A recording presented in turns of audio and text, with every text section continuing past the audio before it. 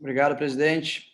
Boa tarde, colegas. Boa tarde, doutor Nassimi, doutor Laranjeira e os colegas que estão aí com vocês. Vou ser breve aqui.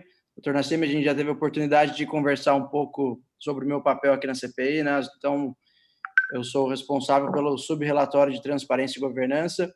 E aí, até depois da última conversa nossa, a gente começou a dar uma pesquisada um pouco mais a fundo nos portais, justamente para a gente conseguir, nos portais de transparência, de todas as OS, até para conseguir ter um diagnóstico um pouco melhor dos desafios. Eu queria compartilhar com vocês aqui alguns dos desafios para ouvi-los e entender da parte de vocês o que acontece. Então, em específico da SPDM e das unidades geridas, né? Por exemplo, o Hospital de Guarulhos. A gente não encontrou aqui os dados relacionados ao número de funcionários discriminando os seletistas e os cedidos. O número de médicos, número de médicos discriminando seletistas e PJ, que até segundo a resolução da própria IBROS de transparência, né, tem ali um item que, não que exige, né, mas que sugere que isso seja feito. A gente estava analisando o caso do AME de São José dos Campos, mas o site não tá, deles em específico não está mais disponível, pelo menos a gente não achou mais o link deles no portal de transparência de vocês. O que mais aqui? No site da IBROS, a SPDM não apresenta esses dados de forma consolidada também de todas as afiliadas, né? Como algumas outras instituições o fazem. E com relação ao demonstrativo mensal de indicadores, a SPDM apresenta apenas o item de dados de produtividade da resolução da IBROS de 2018. Enfim, a gente viu algumas coisas que a gente encontrou ali que não batem com a própria resolução da IBROS. Aí, a pergunta que eu faço, que eu já fiz para vocês naquela última conversa, eu queria entender, de fato, quais são os desafios que vocês têm na coleta e na entrega dos dados, que para a gente, mais importante do que apenas ser transparente, dizer, olha, está aqui um PDF que a gente coloca tudo que é exigido, né? Para a gente, o mais importante é como que nós, deputados, ou como que os cidadãos comuns podem cruzar esses dados e dali fazer, de fato, uma fiscalização que seja mais assertiva.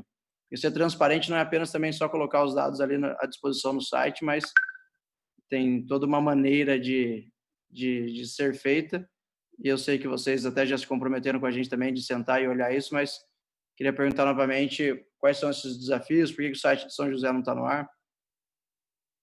Deputado, se me permite, por favor. O José dos Campos não é mais da SPDM. Há alguns anos atrás, já quase 3, 4 anos, eu não me lembro aí a data precisa, ele foi transferido para o Instituto Sócrates Guanais.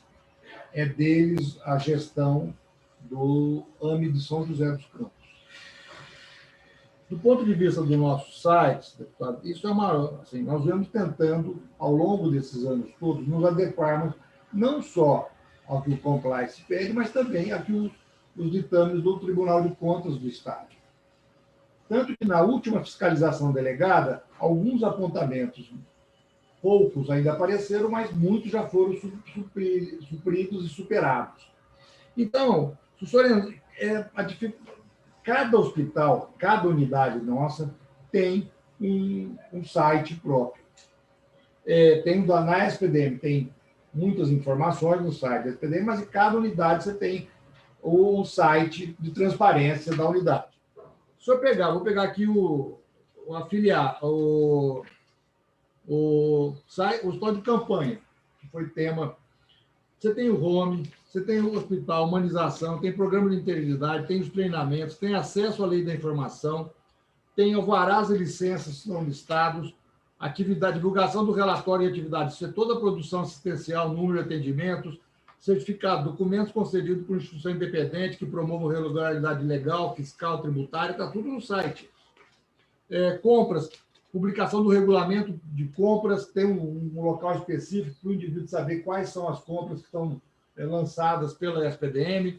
Tem o termo aditivo, termo de contratualização, divulgação do contrato de gestão e os termos aditivos, demonstrativos contábeis e financeiros daquela unidade, estão lá colocados a divulgação, os nossos balanços, ele tem um balanço consolidado da SPDE, mas tem um balanço por cada unidade, e é um balanço que é intermediado por uma auditoria externa, verificando aí a propriedade das informações contábeis.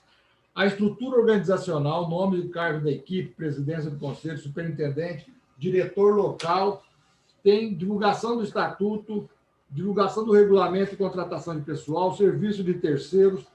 Então, a gente tem tecnologia, tem trabalho conosco, compras, fale conosco, tem os sites de denúncia, canal de denúncias aberto aos fornecedores, a todos os nossos colaboradores, tem um canal de denúncia diretamente para o Conselho Administrativo, que a informação chega para o Conselho, reclamação, crítica, elogio, para o Conselho Administrativo. Então, a gente vem tentando, cada vez mais, não só nos adequarmos aí, como eu já tive a oportunidade de falar, ao que está dito, do que está escrito pelos órgãos de fiscalização, mas ir além.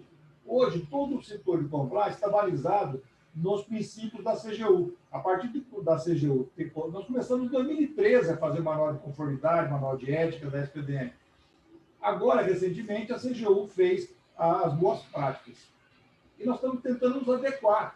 Então, isso significa adequar todo o nosso site, significa nós adequarmos os nossos padrões de compliance internamente.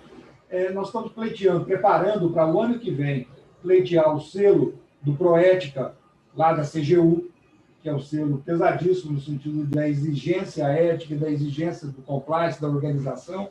Estamos nos preparando para solicitar o selo, e dentro disso tem todo o trabalho que tem sendo realizado em cima do site.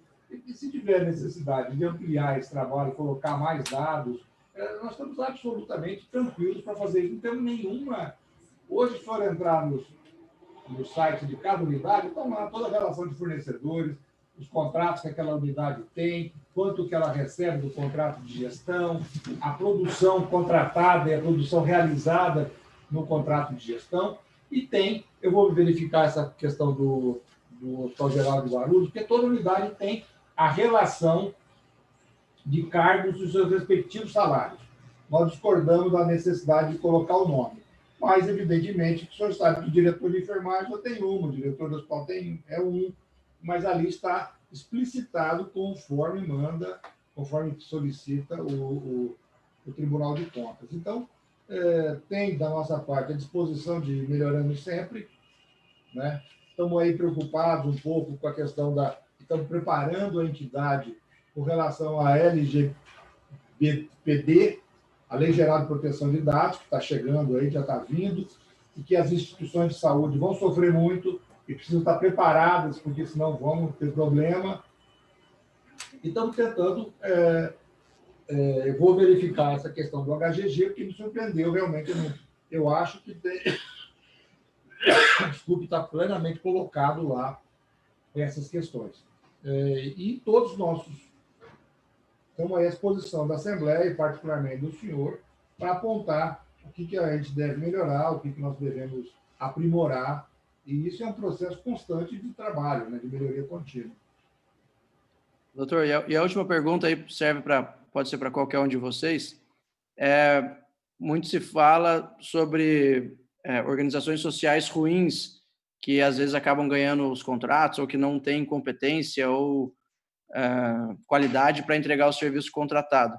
Vocês veem alguma oportunidade legislativa para a gente melhorar esse processo aqui dentro da Assembleia, para que isso evite com que o Estado continue contratando organizações sociais não despreparadas, ou que a fiscalização melhore, enfim? Deputado, nós já tivemos a oportunidade de manifestarmos. Nós não acreditamos que o PL 50 ele contribua para essa melhoria do sistema. Recentemente, o governo tem preparado aí alguns grupos de estudo, porque a questão ela antecede da qualificação da entidade. Se você qualifica entidades que não têm lastro, você vai para o interior, pega uma coisinha pequena e transforma numa entidade, ou você monta uma entidade como... você vai ter problemas. Nós estávamos 8 anos em Campinas. Nós saímos 1 ano depois, foi todo mundo preso. Agentes da prefeitura, agentes da OS e tal. Agora, recentemente, nós ficamos 13 anos no Pimentas Bom Sucesso, lá de Guarulhos. Nós saímos 3 meses depois, prenderam o diretor que é o diretor da OS, ligado à máfia, está lá nos jornais, não estou falando tudo. Então, se você não qualificar adequadamente a entidade, você vai ter problemas. Você tem que ver a história da entidade. Quando que ela foi fundada, como é que é o perfil do seu conselho administrativo, funciona, não funciona, é uma organização colegiada, tem governança corporativa, não tem? Então, tem dono. Porque se a entidade tiver dono, é enrosco. Então, é preciso avançar nessa questão da qualificação. Não é fácil, mas é uma necessidade imperiosa de você proteger o modelo. Nós estamos vivendo aí uma situação difícil, porque muitas entidades estão nos jornais aí, entidades oportunistas, mas tem um agente também, deputado, que precisa ser responsabilizado, que é o agente público. O agente público tem a obrigação de qualificar bem a entidade, qualificar as entidades mais sérias. Ele tem a obrigação de, na hora da escolha, no processo de escolha da OS, não é só valor financeiro. Tem que ter projeto de melhoria que se adequa às necessidades demográficas e epidemiológicas que ele tem. Tem aí, além de fazer a escolha adequada, ele tem que criar um mecanismo de acompanhamento daquele contrato de gestão. Por que São Paulo deu certo? Porque você tem a coordenadoria de contratação, vocês vão ouvir aí o doutor Danilo, que faz uma verificação, faz um acompanhamento. Pode ser melhor? Talvez pode, seguramente sempre é melhor, mas tem acompanhamento. Portanto, se você não acompanhar, é confusão. Então, se você não responsabilizar também o poder público na qualificação, na escolha e no acompanhamento dos contratos de gestão, fica muito complicado. Então, nós estamos dispostos a contribuir com a melhoria Nós criamos o IBROS, que a Assembleia, a CPI ouviu o doutor Renilson. O Renilson é o presidente do IBROS. Nós criamos o IBROS no intuito de servir como um balizador das entidades sérias, aquelas que têm o mistério de contribuir, têm o mistério de fazer aí uma gestão da coisa pública, estão vocacionadas para isso, daquelas entidades que são oportunistas, que são entidades piratas. Então, nós estamos agora trabalhando muito fortemente com o Instituto Ética e Saúde, no sentido de que nós estruturemos uma certificação, que também é muito difícil, não é fácil discutir isso, uma certificação de governança corporativa, junto com as empresas aí maiores do mercado, Deloitte, KPMG, etc., para certificar que aquela entidade tem, pelo menos, um mínimo de alicerce ético, moral. Então, nós temos aí buscado, dentro deste segmento, separar o tal joio do trigo, e temos também tentando contribuir, mandando várias opiniões aí para melhoria da questão legislativa e, evidentemente, estamos totalmente abertos a poder reunir, contribuir, porque esse é um tema de fundamental importância para o país. Hoje, se não fossem as organizações sociais, me permite, eu sei que estou me alongando muito, mas você teria uma dificuldade imensa de fazer a gestão da pandemia. Como é que o Estado conseguiria expandir todos esses serviços, o hospital de campanha, o leito de UTI, leito de enfermaria, como é que ele faria esta coisa? Dentro dos limites da lei de responsabilidade fiscal e tendo as dificuldades inerentes à administração pública, que são a contratação só por concurso público, todas as dificuldades que o senhor conhece, as amarras do setor público. Então, ou você tem um mecanismo mais flexível de fazer gestão, ou você vai impactar na limite do serviço, você vai ter dificuldade de fazer com que os serviços eles possam diminuir o seu custo, você tem que fazer gestão em cima do serviço para diminuir o custo. Senão, eu tenho aqui a relação da inflação corrigida pelos hospitais.